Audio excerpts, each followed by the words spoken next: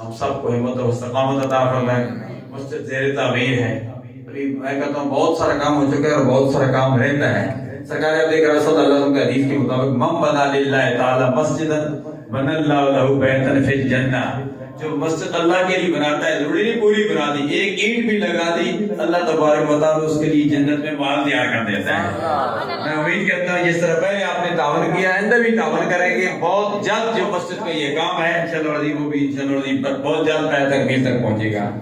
مسجد کی انتظامیہ عالیان معلّہ جنہوں نے لنگر میں آج کا پروگرام کرنے میں حصہ لیا, کھانے والے, کھلانے والے, پکانے والے, آنے والے اور آ کر جانے والے, بعد میں آنے والے, سب کے لیے دعا کرتے ہیں. میں بہنیں بچے جو گھر میں موجود ہیں, پر لنگر پک رہا تھا, دیوی پک رہی تھی, یا اللہ جو پکانے والے ہیں, یا اللہ جو انتظام کرنے والے ہیں, جنہوں نے مسجد کی ابتدا سے لے کر پہلی اینٹ سے لے کر یہاں تک جو ہے تعاون کیا, جو مسجد میں آئے مسجد کو آباد کیا, یا اللہ سب کا مستقبل دامنار بنا دے.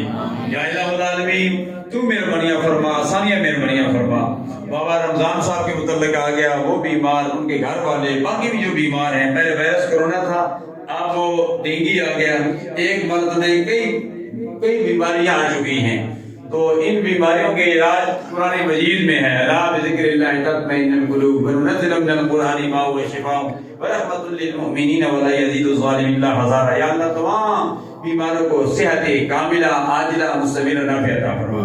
جو بھی تمام کیا گیا لنگر کا, جو پڑھا گیا, سلام پڑھا گیا, جو بھی تمام کیا کہ ثواب تیرے حبیب نے تحیید الصلاۃ جانے کا ارادہ نہیں, تحیید سنگ